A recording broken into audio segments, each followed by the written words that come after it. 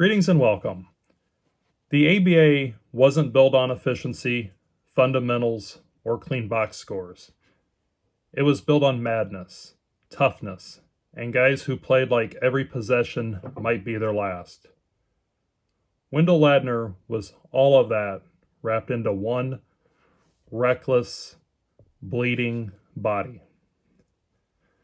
The Mississippi-born Wendell Ladner averaged 11.6 points per game, 8.3 rebounds, and shot 40% from the field. He loved to shoot threes, and he missed most of them. Yet, it's guys like Wendell Ladner who made the ABA's 9-year run the greatest stretch in basketball history. Ladner was an ABA original.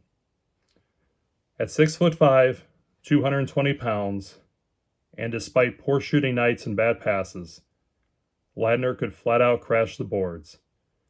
He chased down his own missed threes and put them back up. He hustled relentlessly, and physically, he would just brute you to death.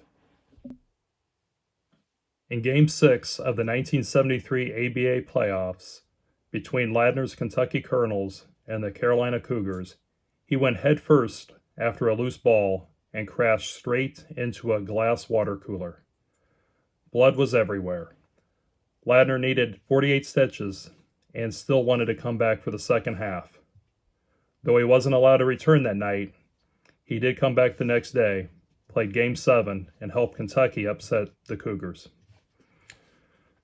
The three toughest guys in the ABA were Warren Jabali, John Brisker, and Wendell Ladner.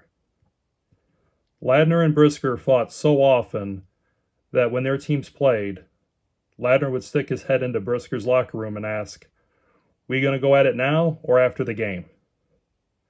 Eventually, both men learned that neither could truly beat the other. One of my favorite stories came during the 1975 playoff game between the Nets and the St. Louis Spirits. St. Louis led by 30 points when Ladner went chasing after someone and literally ran out of his shoe. Freddie Lewis dribbled away as Ladner hobbled around on one foot. Frustrated, Ladner picked up his shoe and fired it at Lewis, hitting him square in the back. Lewis was small but tough. Instinctively, he turned, ready to swing, and when he saw it was Ladner, he just smiled. Ladner's vocabulary was limited to basketball and women, and he talked far more about women than he did basketball. For one promotion, the Colonels had Ladner pose wearing only basketball shorts while holding a basketball. The poster sold out in a single day. Women gravitated to him everywhere he went.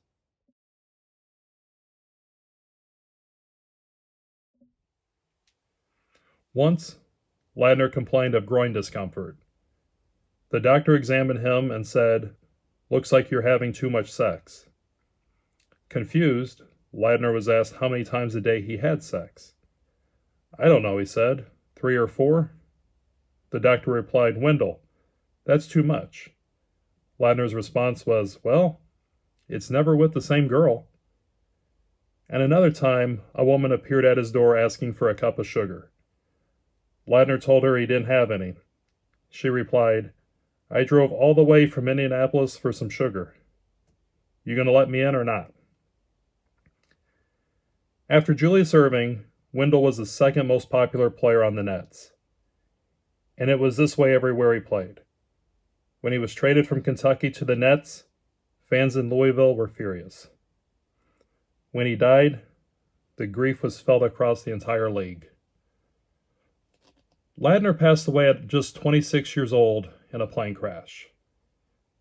Medical examiners identified him by the ABA championship ring he was wearing, the symbol of his greatest professional achievement. About 600 people attended his funeral. 599 were white. The only black man present was Julius Erving, who delivered the eulogy and provided immense comfort to Ladner's family. Erving and Ladner came from completely different parts of the country, different racial backgrounds, different lifestyles, but they shared a deep bond. Wendell Ladner wasn't a Hall of Fame legend in the traditional sense, but in the world of the ABA, he was the heart of the game. A player whose passion and grit continue to be remembered more than 50 years after his passing. Thank you for watching, and enjoy your collection.